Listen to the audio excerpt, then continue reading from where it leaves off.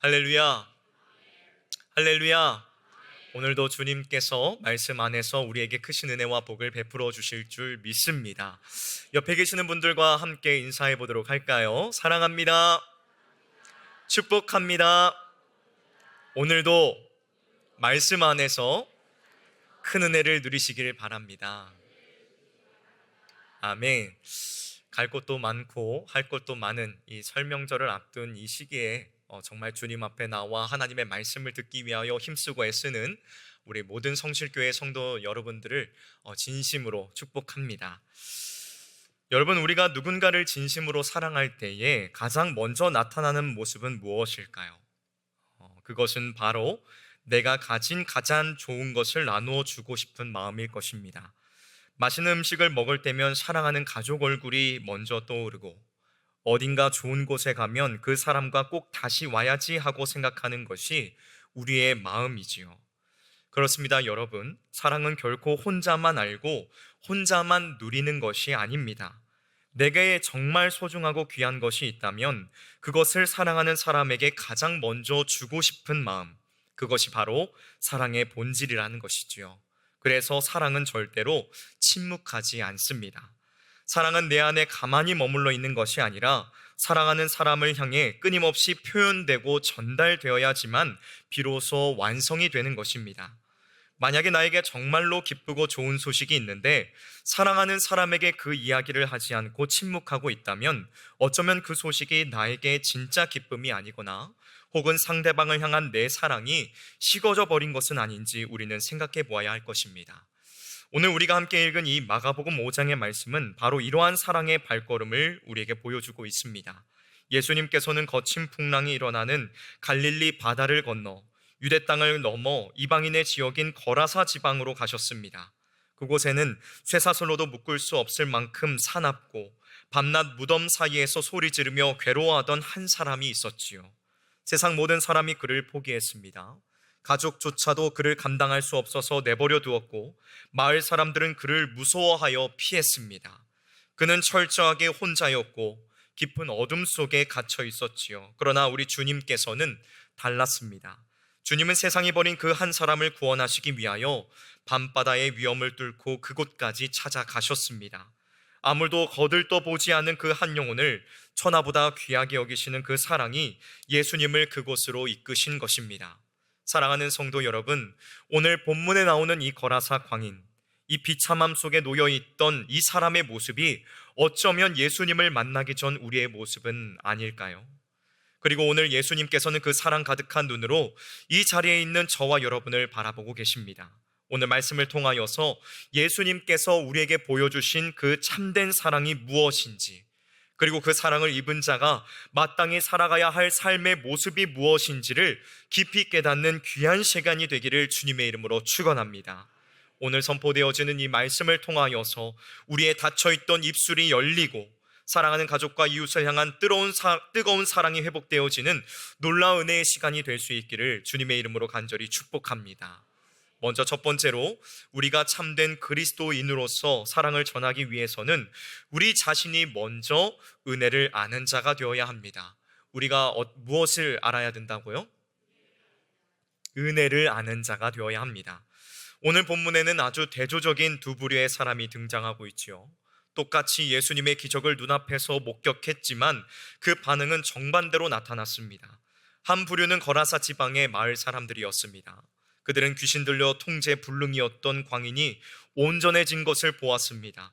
옷을 입고 정신이 맑아져서 예수님 발치에 앉아있는 놀라운 광경을 목격했지요. 그런데 그들의 반응이 어떠했습니까?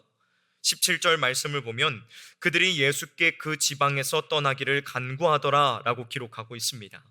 그들은 예수님을 환영한 것이 아니라 제발 우리 마을에서 나가달라고 간청했습니다. 여러분, 왜 그랬던 것일까요? 그들에게는 한 영혼이 구원받은 기쁨보다 귀신 들린 돼지떼가 바다에 빠져 죽은 경제적인 손실이 더 크게 보였기 때문입니다. 눈앞의 이익이 사라지는 것이 두려웠고 자신들의 평범한 일상을 뒤흔드는 예수님의 영적인 권능이 부담스러웠던 것입니다. 그들은 기적은 보았으나 그 기적 속에 담겨져 있는 예수님의 사랑과 은혜는 전혀 깨닫지 못했던 것이지요. 여러분, 그렇습니다. 은혜를 모르는 자들은 결국 예수님을 밀어낼 수밖에 없다는 것입니다. 반면에 또 다른 한 부류의 사람이 등장합니다. 누구입니까? 바로 귀신 들렸던 사람입니다. 18절을 보면 그는 배에 오르시는 예수님을 향해 함께 있게 해달라고 간구합니다. 앞서 마을 사람들의 간구와 이 사람의 간구는 겉보기에는 비슷해 보이지만 그 내용은 하늘과 땅의 차이입니다. 마을 사람들은 예수님을 떠나 보내려고 했지만 은혜를 입은 이 사람은 예수님 없이는 단 한순간도 살아갈 수 없음을 알았기에 주님 곁에 머물기를 원했습니다. 사랑하는 성도 여러분, 무엇이 이 사람을 이렇게 변화시킨 것입니까?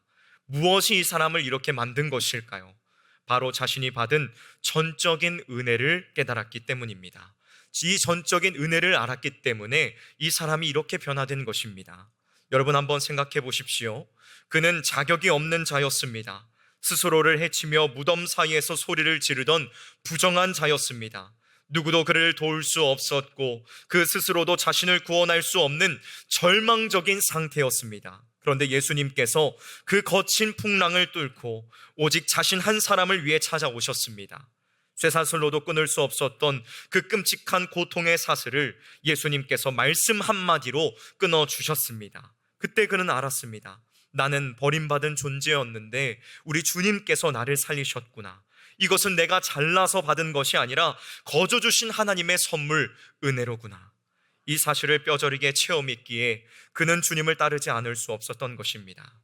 여러분, 오늘 이 자리에 앉아있는 우리도 마찬가지입니다. 우리 또한 과거에는 죄와 허물로 인하여 죽었던 자들이었습니다. 세상의 풍조를 따르고 육체의 욕심을 따라 살며 본질상 진노의 자녀였습니다. 그러나 사랑과 긍휼이 풍성하신 하나님께서 그 크신 은혜로 우리를 그리스도와 함께 살리셨습니다. 믿으십니까? 우리를 그리스도 예수와 함께 살리셨습니다. 믿으십니까? 우리가 구원받은 것은 우리의 자격이나 우리의 노력이나 우리의 공로 때문이 아닙니다. 오직 창세 전에 우리를 택하사 십자가에서 물과 피를 다 쏟으신 예수 그리스도의 갚을 길 없는 은혜 때문에 우리가 이 자리에 나와 앉아 있는 것입니다. 사랑하는 여러분, 신앙생활은 이 은혜를 아는 것에서부터 시작됩니다. 내 안에 이 구원의 감격이 살아있을 때에 우리는 비로소 세상을 향해 나아갈 수 있습니다. 바라기는 오늘 이 예배를 통하여서 우리의 심령 속에 식어져 있던 은혜의 감격이 다시금 불타오기를 원합니다. 나 같은 죄인을 살리신 주님의 은혜를 놀라워라는 이 찬양의 고백이 우리의 심장이 되기를 주님의 이름으로 간절히 축원합니다. 다음 두 번째로 우리가 기억해야 할 것은 우리가 서 있는 그곳이 바로 사명의 자리라는 것입니다. 오늘 본문 18절과 19절을 보면 아주 흥미로운 장면이 나오지요. 귀신 들렸던 사람이 예수님께 이렇게 간구합니다. 예수님, 저도 주님과 함께 있게 해주십시오. 주님이 가시는 곳이라면 어디든지 따라가겠습니다. 여러분, 이것이 얼마나 귀하고 기특한 간구입니까? 은혜를 입었으니 평생 주님 곁에서 수종들며 살겠다는 이 결단은 칭찬받아 마땅한 일입니다. 그런데 예수님의 반응은 의외입니다. 예수님께서는 그의 요청을 허락하지 않으셨습니다. 그리고 오히려 그를 돌려보내시며 이렇게 명령하십니다. 집으로 돌아가 주께서 내게 어떻게 큰 일을 행하사 너를 불쌍히 여기신 것을 내 가족에게 알리라. 사랑하는 성도 여러분, 예수님의 이 거절은 그를 제자로 받아들이지 않겠다는 뜻이 아니었습니다. 이것은 거절이 아니라 파송이었습니다. 예수님께서는 그를 낯선 타국이나 먼 선교지로 보내지 않으셨습니다. 주님은 그를 집으로, 곧 그의 가족과 친척들이 있는 가장 익숙한 삶의 자리로 파송하셨습니다. 여러분, 우리가 전도하다 보면 가장 전도하기 어려운 대상이 누구인지 아십니까? 바로 가족입니다. 밖에서는 우리가 얼마든지 거룩한 척, 믿음 좋은 척 할 수 있습니다. 그러나 집에서는 그게 통하지 않습니다. 가족들은 나의 과거를 너무나도 잘 알고 있습니다. 나의 허물과 연약함, 나의 못난 성격을 누구보다 잘 아는 사람들입니다. 그래서 가족에게 복음을 전하는 것은 때로는 낯선 사람에게 전하는 것보다 몇 배나 더 어렵고 힘든 일입니다. 그러나 우리 주님께서는 바로 그곳, 가장 어렵지만 가장 우리에게 있어서 소중한 가정을 우리의 첫 번째 선교지로 정해주셨습니다. 거라사의 광인이었던 이 사람을 생각해 보십시오. 그의 가족들은 그 때문에 얼마나 많은 고통을 겪었겠습니까? 아마 그를 부끄러워했을 것이고 그의 인생을 포기했을지도 모릅니다. 그런데 예수님께서는 그를 변화시켜 다시 그 가족들의 품으로 돌려보내 주셨습니다. 가서 하나님께서 너를 얼마나 사랑하셨는지, 너에게 어떠한 놀라운 일들을 행하셨는지 보여주어라. 이것이 주님의 명령이었다는 것입니다. 여러분, 우리는 종종 사명을 거창한 것으로 오해하고는 합니다. 무언가 특별한 곳에 가야만, 혹은 대단한 일을 해야만 하나님께 영광을 돌리는 것이라고 생각합니다. 그러나 여러분, 그렇지 않습니다. 하나님께서 여러분을 심어두신 그곳, 때로는 힘들고 벗어나고 싶어하는 그 여러분의 가정이 바로 사명의 자리입니다. 하나님께서는 우리가 현실을 도피하여 신앙생활을 하기를 원치 않으시고 삶의 한복판에서 변화된 증거를 보이시기를 원하십니다. 사랑하는 여러분, 내가 서 있는 그 가정이 바로 우리의 선교지입니다. 내가 만나는 가족들이 내가 품어야 할 영혼들인 줄 믿습니다. 예수님께서 거라사 광인을 홀로 보내지 않으시고 이미 그에게 행하신 큰일, 곧 성령의 능력을 입혀 보내셨던 것처럼 여러분이 가정으로 돌아가는 그 길에도 주님께서 함께 하십니다. 나는 단순히 누군가의 자녀, 부모, 형제가 아닙니다. 나는 하나님께서 그 가정 가운데 보내신 영적인 제사장이며 하나님 나라의 대사라는 거룩한 정체성을 기억하시기를 바랍니다. 여러분이 그곳에 서 있음으로 말미암아 가정이 회복되어지고 여러분의 섬김과 기도를 통하여서 그곳에 하나님의 나라가 임하게 될 줄로 믿습니다. 마지막 세 번째로, 우리가 받은 그 사랑을 전하는 것이 최고의 사랑이라는 것을 우리는 기억해야 합니다. 무엇을 전해야 된다고요? 우리가 받은 그 사랑을 전해야 한다는 것입니다. 사랑하는 여러분, 내일이면 우리 민족 고유의 명절인 설날이 시작됩니다. 많은 분들이 고향을 찾고 흩어졌던 가족들을 만나게 될 것이겠죠. 우리는 명절이 되면 사랑하는 부모님과 친척들을 위하여 양손 가득 선물을 준비합니다. 좋은 고기나 과일 혹은 용돈을 준비하며 기뻐하지요. 물론 이러한 것들도 사랑의 표현입니다. 육신의 필요를 채워주는 것도 귀한 섬김이지요. 그러나 여러분, 우리가 가족에게 줄 수 있는 진짜 최고의 사랑, 영원히 변하지 않는 가장 값진 선물은 무엇입니까? 그것은 잠시 있다가 사라질 세상의 재물, 세상에서 주는 그 선물이 아니라 영혼을 살리는 생명의 양식인 예수 그리스도, 그것이 바로 우리가 줄 수 있는 최고의 선물인 줄 믿습니다. 예수님께서는 집으로 돌아가는 그 사람에게 아주 구체적인 사명을 주셨습니다. 19절 말씀을 다시 한번 보십시오. 주께서 내게 어떻게 큰 일을 행하사 너를 불쌍히 여기신 것을 내 가족에게 알리라. 주님의 명령은 단순하고 명령했습니다. 네가 만난 예수님, 네가 체험한 그 긍휼과 사랑, 너에게 일어난 그 놀라운 변화를 있는 그대로 이야기하라 라는 것이었습니다.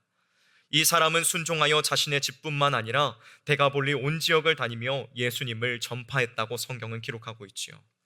여러분, 한번 상상해 보십시오. 얼마 전까지만 해도 공포의 대상이었던 이 광인이 이제는 온전한 정신으로 평안한 얼굴을 하고 예수 그리스도에 대한 이야기를 합니다. 그의 변화된 모습, 그 자체가 가장 강력한 복음의 증거이자 최고의 선물 아닐까요? 사랑하는 여러분, 우리가 가족들을 정말로 사랑한다면 우리는 결코 침묵할 수 없습니다.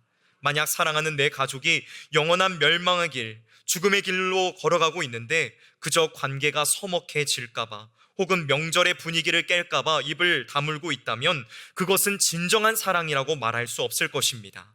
그것은 배려가 아니라 방임입니다.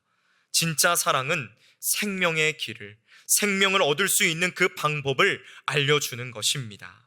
내가 만난 예수님이 얼마나 좋은 분이신지, 그분이 내 인생에 행하신 그 큰 일이 무엇인지, 나를 얼마나 불쌍히 여기시고 사랑하셨는지 그 사실을 전하는 것이야말로 우리가 가족들에게 할 수 있는 가장 큰 효도이자 사랑인 줄 믿습니다. 이번 설 명절, 하나님께서 저와 여러분들을 각자의 가정으로 파송하십니다.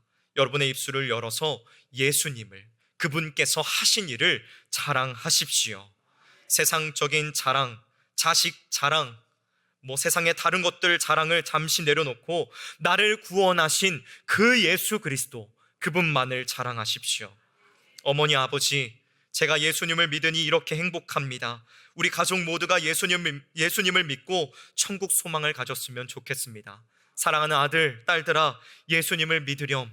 그것이 내가 너희들에게 남겨줄 수 있는 가장 큰 유산이란다 라고 말할 수 있는 우리 성실교회 성도 여러분들이 되시기를 원합니다.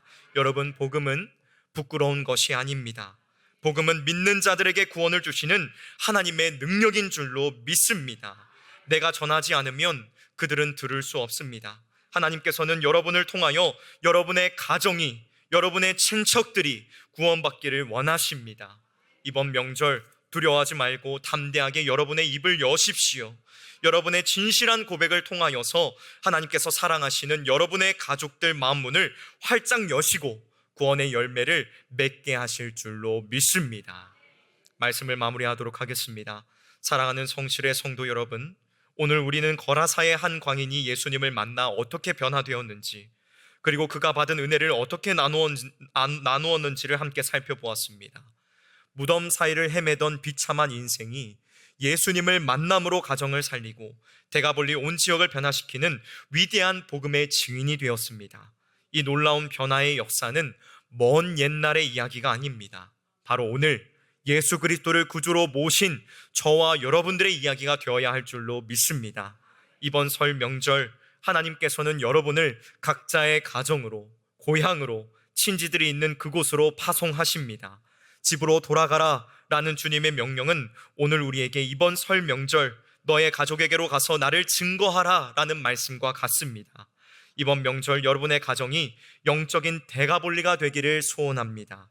우상 숭배와 세속적인 문화가 가득한 곳일지라도 예수 그리스도의 생명을 소유한 여러분 한 사람이 그곳에 서 있음으로 말미암아 어둠이 물러가고 그리스도의 빛이 비추어지는 놀라운 역사가 일어나기를 소원합니다. 여러분, 두려워하지 마십시오. 주저하지 마십시오.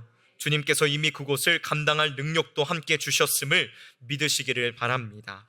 사랑하는 가족들에게 여러분의 입을 열어 담대하게 고백하십시오. 사랑합니다. 그래서 당신에게 예수님을 전합니다. 예수님을 믿고 우리 함께 천국에 갑시다. 이 진실한 사랑의 고백이 굳게 닫힌 가족들의 마음의 문을 활짝 열게 할 것입니다. 이번 설 명절 여러분이 전하는 그 복음을 통하여서 여러분의 가문에, 여러분의 가정에, 여러분들의 친척과 모든 삶 가운데에 구원의 문이 활짝 열리는 기적과도 같은 역사가 있기를 주님의 이름으로 간절히 축원합니다. 기도하도록 하겠습니다.